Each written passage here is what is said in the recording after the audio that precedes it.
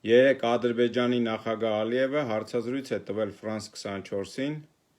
և խոսել է Հայաստանի հետ հարաբերությունների մասին։ Իմ գնահատմամբ 3 կարևոր հարցի անդրադարձել։ Գերիների հարցը, Միջանցքի հարցը և Հայաստանի սահմանադրության փոփոխության հարցը։ Անդրադառնամ հերթով։ Նախ այս հատվածը լսեք։ So Armenian segment of the Zangezur corridor, as we call it, is very short, and I'm sure that it will be done. And coming to the question about Vice President Vance's visit. Եվ այսպես նա խոսելով Trip կոչվածի մասին, այն կրկին անվանում է Զանգեզուրի միջանցք, ինչպես շարունակաբար նրանք ասում են, պնդում են եւ ասում են, որ մենք նրան անվանում ենք Զանգեզուրի միջանցք։ Սա իրականում միջանցք է, սրա մասին ես խոսել եմ, առանձին տեսանյութեր ունեմ, հետեւաբար մանրամասները չեմ ասի, բայց ասեմ, որ Trip-ը իրականում փաթեթավորում է, որով մատուցում են հայ ժողովրդին, որպիսի այդ միջանցք կոչվածի տպավորությունը իջիկ դարձնեն, իսկ այդ միջանցքը մենք ոնց ենք վերհանում, որ դա միջանցք է, քանի որ այնտեղ դրույթները այնպիսիք, ինչպիսիք կան, դրանք բնութագրում են դրա միջանցքի էությունը։ Օրինակ, որ հայ սահմանապահը չի տեսնելու ադրբեջանցիներին։ Front office, back office ասած է, որ front office-ը պետք է տան մասնավոր ինչ-որ ընկերության։ Մասնավորապես, որ բաժնեմասի գերակշիռ մասը առաջիկա 50 տարում պատկանելու է ԱՄՆ-ին, ընդամենը 26% հայկական։ Այն, որ այդ հատվածով անցնելու են բազմաթիվ ադրբեջանական ենթակառուցվածքներ։ Ես չթվարկեմ հիմա բոլորը, կրկին կլսեք դրա մասին։ Հաջորդը Հայաստանի սահմանադրության փոփոխման հարցը։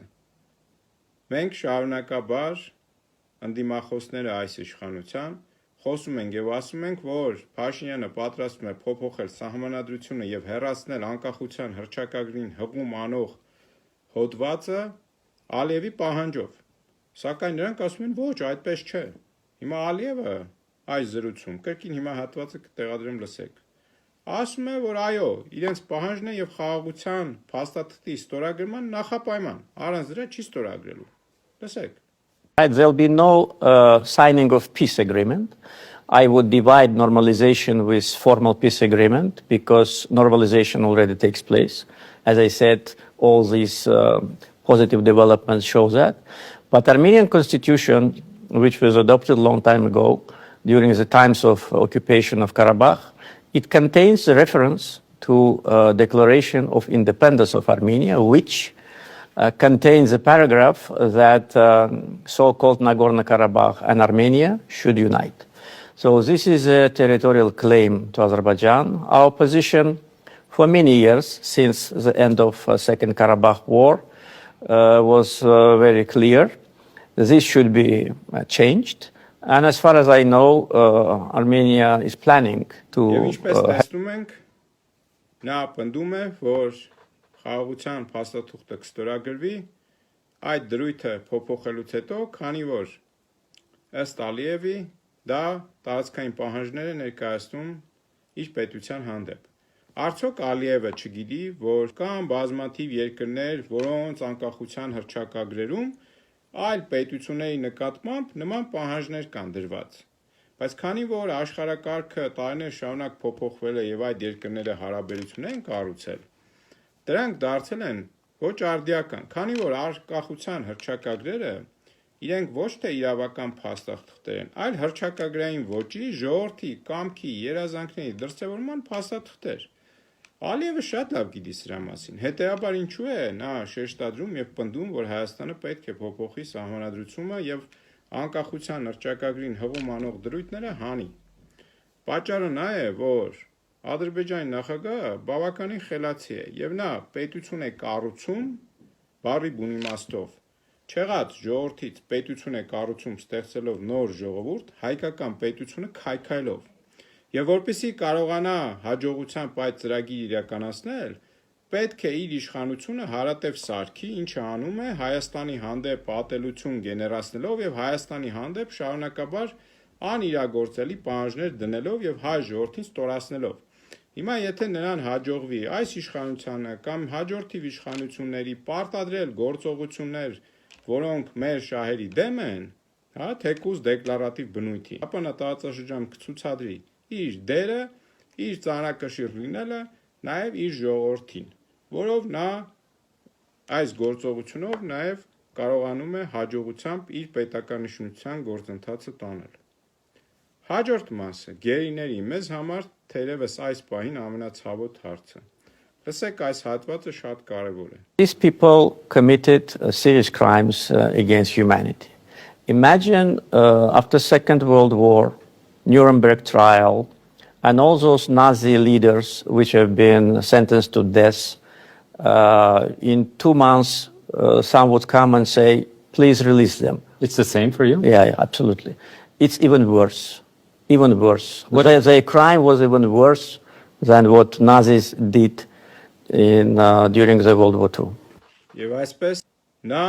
հայ գերիների նկատմամբ կեղծ դատավարությունը համեմատում են Նյուրնբերգյան process-ի հետ, որտեղ դատում էին նացիստներին միլիոնավոր մարդկանց անմեղ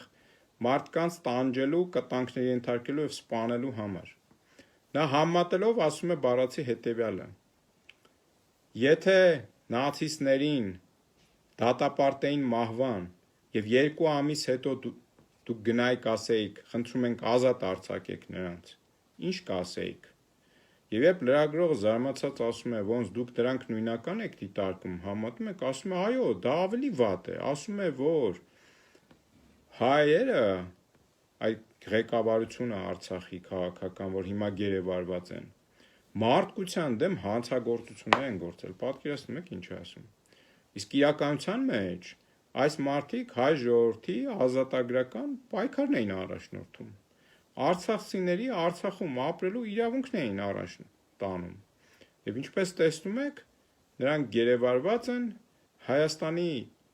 այս պահի ղեկավարությունը ճանաչել է Արցախը Ադրբեջանի կազմում, որը այս զրույցի ընթացքում մի քանի անգամ Ալիևը նույնպես օգտագործում է որպես իր գործողությունների լեգիտիմություն։ Եվ հետևաբար Ալիևը թևավորված նրանց համեմատում է ֆաշիստներին հետ։ Այս հարցազրույցը լսելուց հետո ինձ մոտ ամրապնդվեց այն դիրքորոշումը, որ Փաշինյանը իրեն դրել է մի վիճակում, որտեղից 3 ճանապարհ ունի ընդամենը։ Փախնել Հայաստանից, հայտնվել բանտում, եւ 3-րդ ճանապարհը այնինչ հիմա նա անում է, շարունակաբար խաբել եւ մանիպուլացնել հայ ժողովրդին,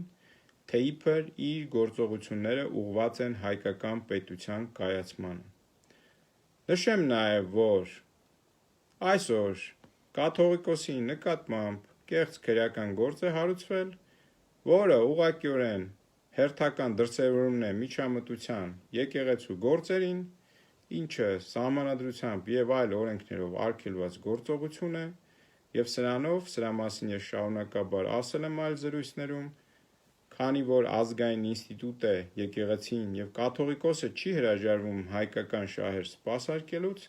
այս հետապնդումները նորանոր դրսևորումներ են ստանում։ Եվ այս պայմաններում Փաշինյանը իմ համոզմունքն է, որ ընտրություններում կամ գնալու է կեղծիքների,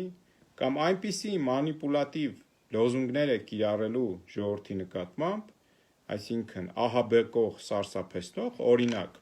եթե դուք չընտրեք ինձ, ապա պատերազմ կլինի, եթե դուք չընտրեք ինձ, ապա ձեզ կմորթեն, եթե դուք չընտրեք ինձ, ապա կկորցնեք պետականությունը։ Այսպիսի ահասարսուր, վախեցնող եւ մանիպուլատիվ թեզերով է նա պատրաստվում մասնակցել ընտրություններին։ Եթե դուք ընտրել եք ձեր իրավունքների համար պայքարել ընտրական գործընթացով, խնդրում եմ արեք դա, ես դեմ չեմ իհարկե դրան, բայց լավ իմացեք, որ նշածս կետից միայն 3 ճանապարհ ունեցող մարդը ամենայն հավանականությամբ ձեր ընտրական կամքի դրսևորմամբ իշխանություն չի հանձնելու եւ հետեւաբար դուք պետք է պատրաստ լինեք ֆիզիկապես փողոցում ներկա գտնվելով ձեր խաղ դրսևորմամբ ձեր կամքը արտահայտել